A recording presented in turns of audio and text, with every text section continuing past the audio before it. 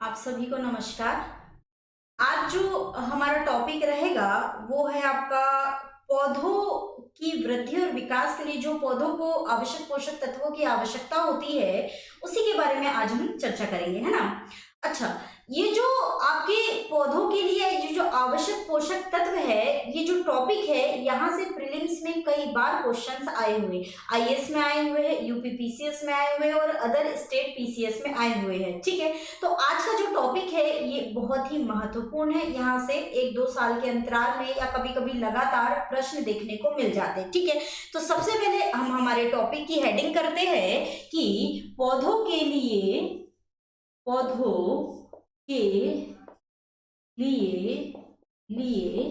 आवश्यक पोषक तत्व। ठीक है, इंपॉर्टेंट टॉपिक है, चाहे तो आप लोग नोट कर लीजिएगा इसको, है ना। अब यहाँ पर पौधों के लिए आवश्यक पोषक तत्वों की ओर जब हम ध्यान देते हैं तो पहले के अगर अनुसंधान के अनुसार मैं बोलूं तो पहले लगभग 16 तत्व इसके लिए आवश्यक माने जाते थे। ठीक है, लेकिन जैसे जैसे आगे और शोध चल रहे हैं इन क्षेत्रों में तो उस आधार पर नवीन अनुसंधान के अनुसार कुल 18 पोषक तत्वों को क्या माना गया है, 18 पोषक तत्वों को पौधों के लिए क्या माना गया है, महत्वपूर्ण माना गया है। मतलब पौधों के लिए, किस लिए, पौधों के वृद्धि एवं विकास के लिए। ठीक है, अब ये जो पोषक तत्व है, इन पोषक तत्वों को अलग अलग भागों में क्या किया गया है, इसका वर्गीकरण किया गया है। वर्गीकरण कैसा किया गया है कि ये जो तत्व है, ये तत्व किस मात्रा में और किस हद तक पौधों के लिए आवश्यक है। तो इस आधार पर इनके वर्गीकरण के 3 आधार आप देखेंगे। एक आधार आप देखेंगे, एक है आपका प्राथमिक पोषक तत्वों का, प्राथमिक पोषक तत्व। ठीक है, दूसरा आप देखेंगे द्वितीयक पोषक तत्व। ठीक है, द्वितीयक पोषक तत्व। और तीसरा जो इसका वर्गीकरण किया गया है ये है आपका सूक्ष्म पोषक तत्व का। ठीक है, तो इन 3 आधारों पर ये जो 18 पोषक तत्व है इनका क्या किया गया है, वर्गीकरण किया गया है। ठीक है, अब ये जो तत्व है ये कौन कौन से तत्व इनमें शामिल है, यानी कि जैसे कि प्राथमिक पोषक तत्व हम देखेंगे तो यहाँ पर जो भी हम पोषक तत्व अभी देखने जा रहे हैं उन पोषक तत्वों के बिना जो पौधे हैं वे सर्वाइव नहीं कर सकते, वे जीवित नहीं रह सकते, वे पौधों को चाहिए ही चाहिए। उनमें से अगर किसी एक की भी कमी हो जाती है तो आपके पौधे का ना वृद्धि होगी ठीक से, ना ही विकास होगा और जो भी उसकी आवश्यकताएं हैं उनकी ठीक तरीके से पूर्ति नहीं हो पाएगी। ठीक है, तो कुल 6 तत्व है जो आपके प्राथमिक पोषक तत्वों में रखे जाते हैं। ठीक है, इससे पहले भी अगर आप मेरे ज्योग्राफी के स्टूडेंट रहे हैं तो मैंने आप लोगों को जो कृषि वाला टॉपिक पढ़ाया होगा उसमें पहले भी बताया है कि रासायनिक उर्वरक के रूप में जो किसान है वो पौधों के लिए किसका यूज करता है, एनपीके का, जिसको क्या कहते हैं, नाइट्रोजन, फास्फोरस, पोटेशियम। हर पौधों के लिए इस एनपीके का अनुपात अलग अलग स्तर पर लगाया जाता है, मतलब हर फसल के लिए उसका अनुपात अलग अलग स्तर पर होता है। ठीक है, तो ये जो एनपीके है मतलब कि नाइट्रोजन, फास्फोरस, पोटेशियम अगर मृदा में मौजूद नहीं है तो इसको बाहर से दिया जाता है। ठीक है, उर्वरक के तौर पर। लेकिन अगर मृदा में वैसे भी उस मात्रा पर, उस स्तर पर तो ये मौजूद नहीं होते, बाहर से ही हमको पौधों को ये पोषक तत्व देने ही पड़ते हैं। तो ये इंपॉर्टेंट है, इनके बिना पौधों का जीवन संभव नहीं है, या इनके बिना पौधों का अस्तित्व ही संभव नहीं है। ये नहीं होंगे तो पौधे क्या नहीं कर सकते, ना ढंग से वृद्धि कर सकते, ना अपना विकास कर सकते। ठीक है, तो यहाँ पर सर्वप्रथम क्या आ जाएगा, आपका नाइट्रोजन आ जाएगा, और क्या आ जाएगा, फास्फोरस आ जाएगा, और क्या आ जाएगा, पोटेशियम आ जाएगा। ठीक है, ये 3 मुख्य है जिनको एनपीके भी कहा जाता है, इसको याद रखेंगे। इसके अलावा इन 3 के अलावा बिना ऑक्सीजन के पौधे नहीं सर्वाइव कर सकते, बिना कार्बन के पौधों का अस्तित्व नहीं है, बिल्कुल भी नहीं है, और हाइड्रोजन भी पौधों को क्या होती है, चाहिए होती है।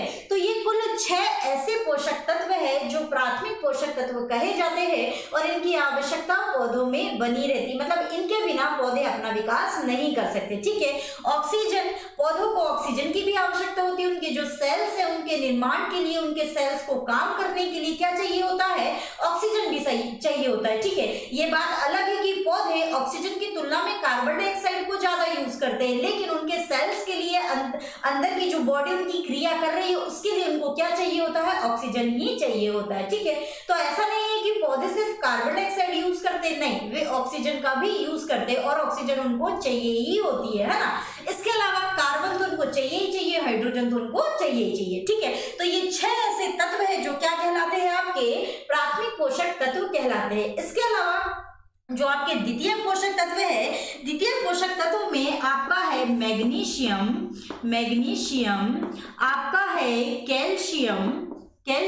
इनके अभी सबके हम ये देखेंगे कि ये पौधों के लिए क्या क्या काम करते हैं, पौधों में ये किन किन चीजों का विकास करते हैं, पौधों को ये किन किन चीजों से बचाते हैं, इन सब चीजों को अभी हम एक एक करके देखेंगे। ठीक है, अभी ये वर्गीकरण को समझ लीजिए, है ना। तो यहाँ पे मैग्नीशियम, कैल्शियम और क्या आ जाएगा, और यहाँ पे आएगा आपका सल्फर, या इसको और क्या कहते हैं, गंधक। तो ये जो तत्व है, ये 3 तत्व किसमें रखे गए हैं, द्वितीय पोषक तत्व में रखे गए, यानी पहले स्तर पर तो ये चाहिए ही पौधों को, लेकिन उसके बाद द्वितीय स्तर पर इन 3 तत्वों के बिना भी पौधों का क्या नहीं हो सकता, विकास नहीं हो सकता। ठीक है, अगले आते हैं आपके सूक्ष्म पोषक तत्व, और जो सूक्ष्म पोषक तत्व है इनकी संख्या थोड़ी सी ज्यादा है, जिनकी थोड़ी सी भी मात्रा पौधों के लिए पर्याप्त होती है। जैसे कि क्या आ जाएगा आपका,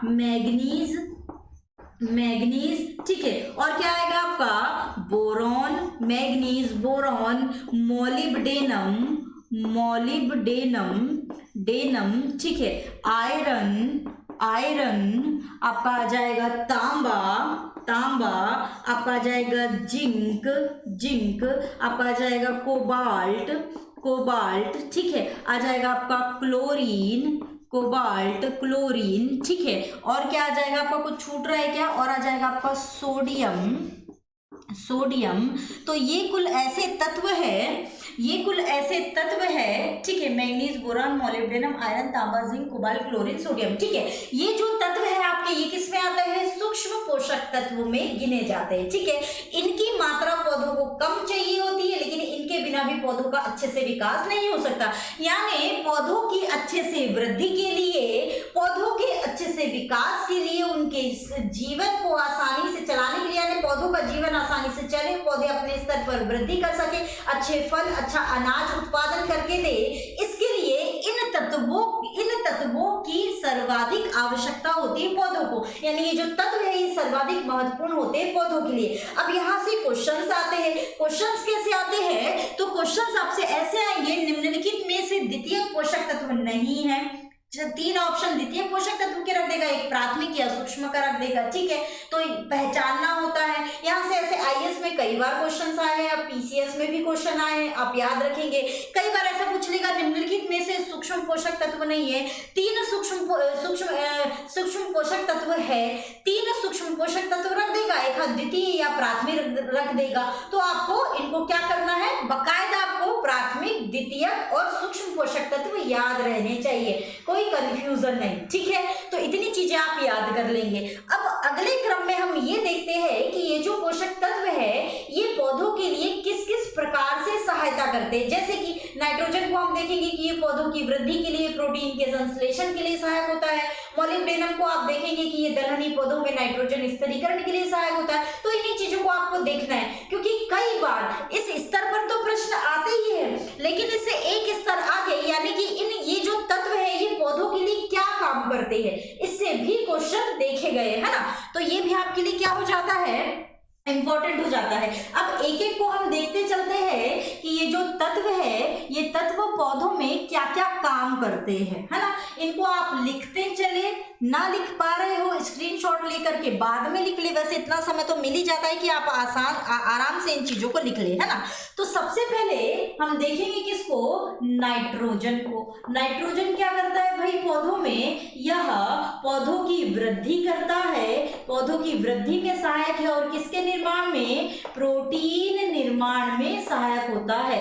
इस बात को याद रखिए, नाइट्रोजन दो काम कर रहा है, पौधों की वृद्धि कर रहा है और क्या कर रहा है, प्रोटीन का निर्माण कर रहा है या प्रोटीन का उत्पादन कर रहा है। ठीक है, अगला है आपका फास्फोरस। फास्फोरस, फास्फोरस क्या कर रहा है आपका, फास्फोरस जड़ों का, पौधों की जो जड़ें हैं इनका क्या कर रहा है, जड़ों का विकास कर रहा है, विकास कर रहा है और क्या कर रहा है, जड़ों के विकास के साथ साथ ऊर्जा का संग्रहण भी कर रहा है। क्या कर रहा है, ऊर्जा का संग्रहण भी कर रहा है और ऊर्जा के संग्रहण के साथ और क्या कर रहा है, फलों के शीघ्र पकने में, फलों के शीघ्र पकने में कौन सा तत्व सहायक होता है, तो आपका फास्फोरस तत्व सहायक होता है। ये क्वेश्चंस कई बार आए हुए हैं, आप याद रखिएगा, है ना। फास्फोरस क्या कर रहा है, जड़ों का विकास कर रहा है, ऊर्जा का संग्रहण कर रहा है और फलों के शीघ्र पकने में क्या है, सहायक है, पकाने में सहायक है। ठीक है, इसके अलावा अगला आ जाएगा आपका पोटेशियम। पोटेशियम, पोटेशियम क्या करता है, पौधों में रोग प्रतिरोधक क्षमता का, पौधों में क्या करता है, रोग प्रतिरोधक क्षमता का, रोग प्रतिरोधक क्षमता का क्या करता है, विकास करता है। यानी कि पौधों में रोग प्रतिरोधक क्षमता को क्या करते हैं, बढ़ाने का काम करते हैं। साथ ही और क्या करते हैं, पानी का उचित अवशोषण, पानी का यानी कितनी मात्रा में पौधों को पानी चाहिए, तो यानी कि पानी का क्या कर रहे हैं, उचित अवशोषण कर रहे हैं, पानी का उचित अवशोषण करते हैं। ठीक है, ये भी चीज आपको याद हो गई। ठीक, इसके अलावा अगला जो तत्व है वो है आपका कैल्शियम। कैल्शियम क्या करता है भाई पौधों के लिए, तो आप देखेंगे जो आपका कैल्शियम है ये, कैल्शियम है ये कोशिका की संरचना, जो पौधों में जो कोशिका होती है उसकी संरचना को बनाने में सहायक होते हैं तथा कोशिका विभाजन में सहायक होते हैं। कोशिका विभाजन में क्या होते हैं, सहायक होते हैं। इन चीजों को याद रखते जाएं, मैं बार बार कह रही हूँ, ये इंपॉर्टेंट है। ठीक है, कैल्शियम के बाद आता है आपका सल्फर, या इसको और क्या कहते हैं, गंधक भी कहते हैं। ठीक है, सल्फर क्या करते हैं, सीधे तौर पर प्रोटीन के निर्माण में सहायक होते हैं। प्रोटीन के निर्माण में कौन सहायक होता है, मुख्य तौर पर में सहायक होते हैं। कौन सहायक होता है, सल्फर गंधक सीधे तौर पर प्रोटीन के निर्माण में सहायक होते हैं, साथ ही तेल के निर्माण में भी सहायक होते हैं। साथ ही किसके निर्माण में, तेल के, पौधों में तेल के निर्माण में भी क्या होते हैं, सहायक होते हैं। इसके अलावा अगला आता है आपका मैग्नीशियम। तो जो मैग्नीशियम है इसके बारे में जनरली सब जानते होंगे क्योंकि यहाँ से कई बार मैग्नीशियम को लेकर क्वेश्चंस आए हुए हैं। ठीक है, तो जो आपका मैग्नीशियम है ये क्या करता है, लोहे का, पौधे में लोहे का क्या कराता है, अवशोषण में सहायक होता है। पौधों में लोहे के अवशोषण में सहायक होता है। साथ ही और क्या करता है, ये मैग्नीज क्लोरोफिल का मुख्य तत्व होता है। किसका, क्लोरोफिल का पत्तियों में जो क्लोरोफिल होता है ये उसका क्या होता है, मुख्य तत्व मैग्नीशियम होता है। ये कई बार क्वेश्चंस आया हुआ है, या इनफैक्ट वनडे के एग्जाम्स में भी ये क्वेश्चन देखा गया है ना। तो यहाँ पर मैग्नीशियम हो गया। मैग्नीशियम के बाद आता है आपका आयरन। ठीक है, आयरन क्या कर रहा है पौधे में, तो यह पौधों में श्वसन और क्लोरोफिल के उत्पादन में क्या होता है, सहायक होता है। तो ये पौधों के श्वसन में सहायक होता है आयरन, तथा किसमें सहायक होता है, क्लोरोफिल के उत्पादन में। क्लोरोफिल के उत्पादन में भी ये क्या होता है, सहायक होता है। और ये क्वेश्चंस भी कई बार आया है। इसके अलावा अगला आप देखोगे वो है आपका मॉलिब्डेनम। ठीक है, मॉलिब्डेनम क्या करता है, जो आप आपके दलहनी पौधे होते हैं, यानी दलहनी पौधों में नाइट्रोजन का स्थिरीकरण करने में सहायक होता है। दलहनी पौधों में नाइट्रोजन का स्थिरीकरण करने में क्या होता है, सहायक होता है। आप ये तो जानते हैं कि दलहनी पौधों में नाइट्रोजन का स्थिरीकरण होता है। कई सूक्ष्म जीव होते हैं जो क्या करते हैं, नाइट्रोजन का स्थिरीकरण करने का काम करते हैं। उनको सहायता कौन देता है, तो मॉलिब्डेनम नामक पोषक तत्व है, वो क्या करता है, इनको सहायता देता है दलहनी पौधों में नाइट्रोजन के स्थिरीकरण करने के लिए। ठीक है, तो ये क्या हो गई आपकी बात मॉलिब्डेनम तक। इसके बाद आता है आपका क्या, कोबाल्ट क्या करता है, ये भी पौधों में नाइट्रोजन का क्या करता है, स्थिरीकरण करता है। कोबाल्ट भी पौधों में नाइट्रोजन का स्थिरीकरण करता है तथा और क्या करता है कोबाल्ट, तो ये साथ ही विटामिन B12 के निर्माण में पौधों में विटामिन B12 के निर्माण में क्या होता है, सहायक होता है। तो इस चीज को याद रखेंगे, कोबाल्ट नाइट्रोजन का स्थिरीकरण भी कर रहा है और विटामिन B12 के निर्माण में भी क्या कर रहा है, सहायक है। ठीक है, इसके अलावा आता है आपका सोडियम क्या करता है पौधों में, तो ये पौधों में सूखा प्रतिरोध में वृद्धि करता है। पौधों में सूखा प्रतिरोध में क्या करता है, वृद्धि करता है। साथ ही जो आपका सोडियम है ये स्टोमेटा के खुलने में सहायक होता है। स्टोमेटा क्या, जो आपकी पत्तियां होती है इनमें जो छोटे छोटे रंध्र, छोटे छोटे पोर्स होते हैं, इन्हीं को क्या कहा जाता है, स्टोमेटा कहा जाता है, रंध्र कहा जाता है। इन्हीं रंध्रों के खुलने में कौन सहायक होता है, सोडियम। ये रंध्र से ही क्या होता है, इन पत्तियों के द्वारा ही क्या किया जाता है, प्रकाश संश्लेषण की क्रिया की जाती है। और ये रंध्र जितने खुले हुए होंगे उतने अच्छे से प्रकाश संश्लेषण की क्रिया हो पाएगी। तो कौन सहायता करता है इनको, सोडियम सहायता करता है किसमें, स्टोमेटा के खुलने में, जिससे क्या हो सके, प्रकाश संश्लेषण की क्रिया ठीक से संपन्न हो सके। ठीक है, अगला आता है आपका जिंक। और ये जो जिंक है, दिख रहा है ना, हाँ, ये जो जिंक है ये एंजाइम की सक्रियता में सहायक होता है। एंजाइम्स को सक्रिय करता है और प्रोटीन का क्या करता है, प्रोटीन का संश्लेषण करता है। प्रोटीन का क्या करता है, संश्लेषण। देखेंगे आप, तो जो आपका प्रोटीन का संश्लेषण है उसके लिए आपको जिंक इंपॉर्टेंट है, नाइट्रोजन इंपॉर्टेंट है। ठीक है, जिंक इंपॉर्टेंट है, नाइट्रोजन इंपॉर्टेंट है। ये जो तत्व है जो कि प्रोटीन का निर्माण कर रहे हैं या प्रोटीन के निर्माण में सहायक है, इन तत्वों को आप अलग से थोड़ा सा याद रखेंगे। ठीक है, इसके अलावा ये तत्व इंपॉर्टेंट है, जो इंपॉर्टेंट है बस वही लिखाया है, एक्स्ट्रा ज्यादा कुछ भी नहीं लिखाया है। जो कुछ क्वेश्चंस आना होगा, ये जो टॉपिक है इस टॉपिक से आपके क्वेश्चंस बन जाएगा। इससे बाहर, इस टॉपिक से अगर क्वेश्चन आने हैं तो इससे बाहर आपके क्वेश्चंस नहीं जाएंगे। ठीक है, तो इतनी बात आपको क्या रखनी है याद। एक बार फटाफट रिवाइज कि नाइट्रोजन है वो पौधों में वृद्धि और प्रोटीन के निर्माण में सहायक है। फास्फोरस जड़ों का विकास करता है, ऊर्जा का संग्रहण करता है, फलों को शीघ्र पकाने में सहायक होता है। ठीक है, अगला क्या है, पोटेशियम, जो क्या कर रहा है, रोग प्रतिरोधक क्षमता का निर्माण कर रहा है, साथ ही क्या कर रहा है, पानी का उचित अवशोषण कर रहा है। इसके अलावा कैल्शियम कोशिका संरचना और कोशिका विभाजन में सहायक है।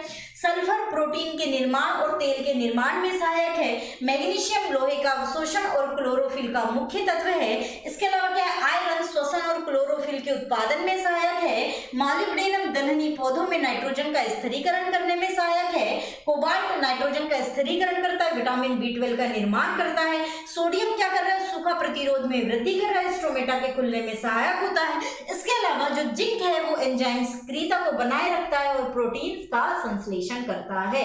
तो इन चीजों को आप याद रखेंगे। साथ ही जो इससे पहले का टॉपिक, जो पोषक तत्व है उनका जो वर्गीकरण हमने किया है उनको भी आप याद रखेंगे, यहाँ से क्वेश्चंस देखे जाते हैं। ठीक है, तो आज के लिए बस इतना ही। अगली क्लास में किसी और टॉपिक के साथ आपके सामने आएंगे।